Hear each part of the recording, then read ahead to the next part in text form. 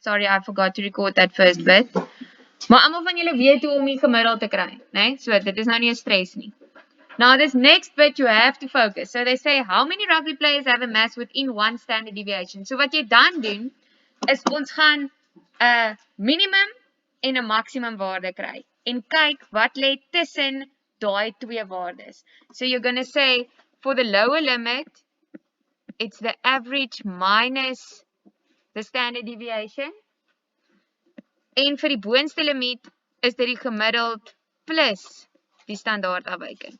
So wat jy het is jy gaan sê as my gemiddeld hier lê, dan tel ek een standaard afwyking by en ek trek een af. I add one, I subtract one, and then I'm going to work from there to there. Dan gaan ek tel hoeveel mense lê tussen daai twee waardes. Okay. Graad 11, hulle love it om sulke te vra. Okay. As hulle vir jou sê within one standard deviation, binne een standaard afwyking of buite een standaard afwyking, dan is jou eerste stap dat jy eers daai onderste waarde kry en daai boonste waarde kry. Nou, ons het klaar die gemiddeld, né? Ons gemiddeld is mos 80,16. En jy het klaar die inligting in jou saakrekenaar. So kry gou vir my die standaard afwyking.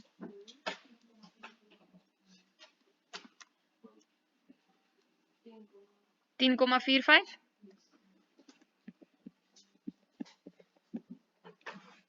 Okay. So nou gaan jy sê, daai onderste waarde gaan wees 80,16 minus 10,45.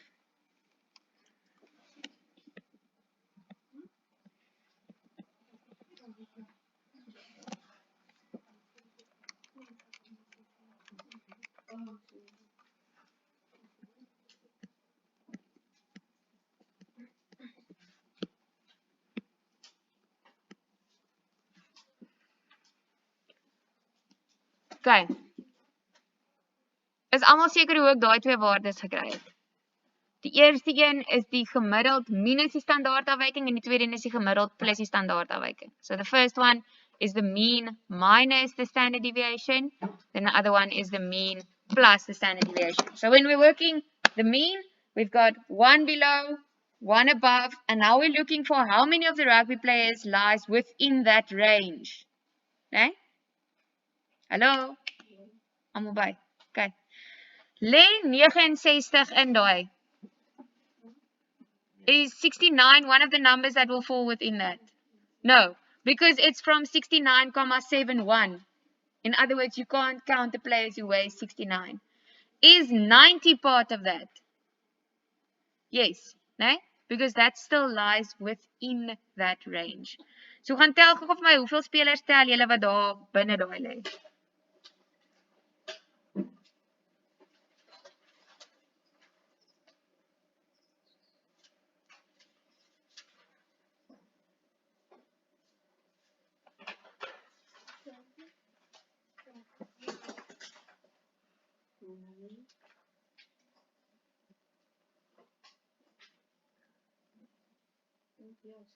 Ek kry ook 17.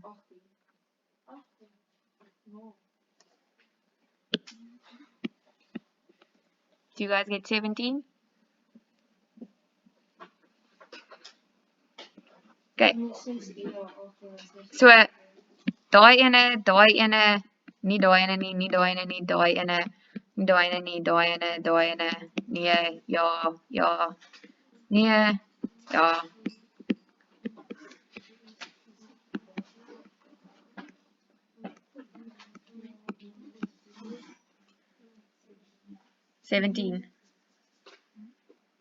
Good?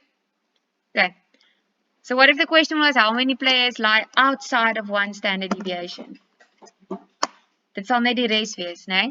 So as almal van daai binne een standaard afwyking lê, daai 17, dan sal die ander 8 spelers buite een standaard afwyking lê. So that's what a standard deviation does. Most of the players lies within one standard deviation. And then it's almost like your outliers that's on the outside of that. Yeah. Is the question they asked based on like the values of the numbers in the table in between 69 and 90? No, 69,71 and 90,61. Is that like the number of players that's in between those values. Okay. Almal van julle happy daarmee? Okay, so that's number 3. Before I go back to number 2, I want you guys to add a question for this one.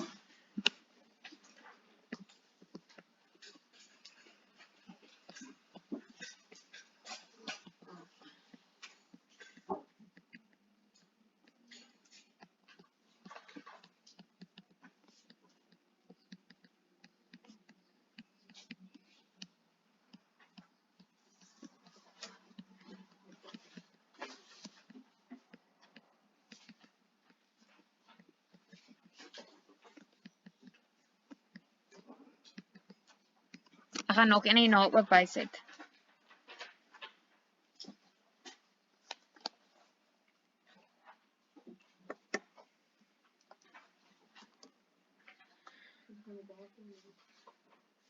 Nee. Okay. Hoeveel spelers het deelgeneem aan hierdie dingetjie? 25. So what you do then is you say a half times 25 plus 1. Where do I get the half? I'm looking for the median. Nee, die mediaan is mos in die middel van die data. Okay? Stem julle saam, dis 13. Okay, but that's not my answer. Nee? Ek soek, as ons hulle rangskik van die ligste tot die swaarste rugby speler, soek ek die 13de persoon se gewig. Okay, do you guys understand? So if it was ordered from the smallest to the biggest, I'm looking for the 13th person's weight. But you have to read it from the OGIVE. You can't go and reorganize that data. So stay with me now. We're going to say the 13th player I should read off here. Stem julle saam? Tussen 10 en 15. Nee, maar so klein bietjie bo die middel. Then you take your ruler.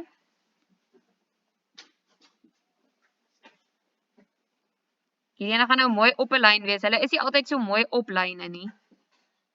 Yours might be a little bit above or a little bit below mine. En jy trek hom tot by die kurwe. And where it meets the curve, you draw a line straight down. I'll say again, it's not always perfectly on a line like mine is now.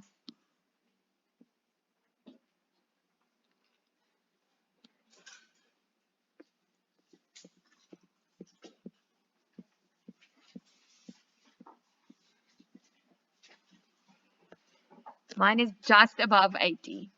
Wat kry julle? Op die kop 80, bietjie onder 80, bietjie bo 80. Because you read off the value here now.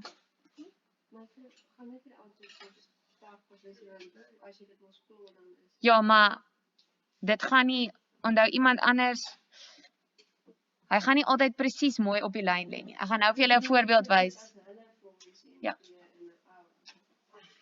But I'm going to do one now that you guys will see it's not going to be on a line. But you guys then see that your answer will be, let's make it 80. Okay. Now let's read off. I'm going to ask you how many players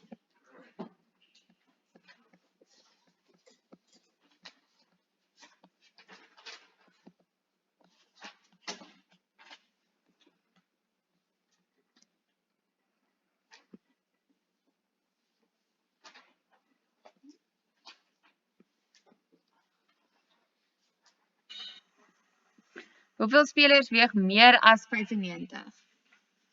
On which of the two axes do we have the mass? On the x-axis, do you guys agree? So now you're going to go to the 95 on the x-axis. Going to draw a line straight up to the ogive.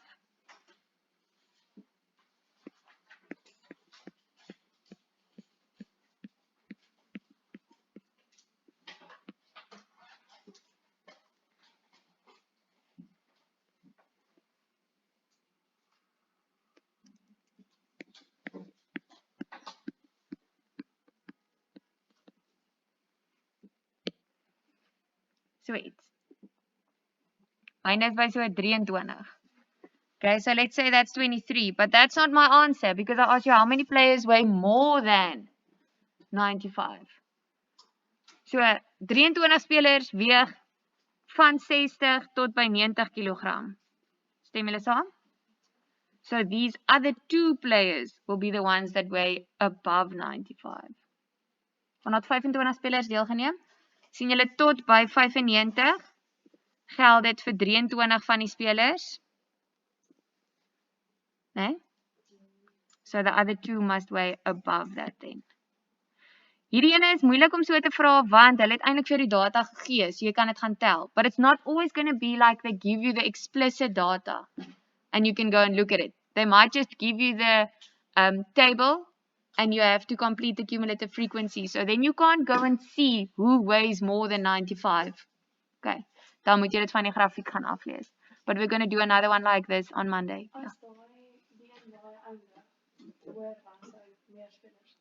Ja. Nee, as hy daar was, dan sou dit minder spelers gewees het. As hy hier was, dan sou dit meer spelers gewees het. Ja, onthou hoe nader aan 25 is, beteken dit hoe minder van die 25 is oor wat bo dit kan weeg. Ja, maar ek bedoel soos hierdie waardes aan die kant, is hulle dan gaan vir 40. En dan die 40 minus die 30. Ja. Okay. Okay, so now I'm going to go back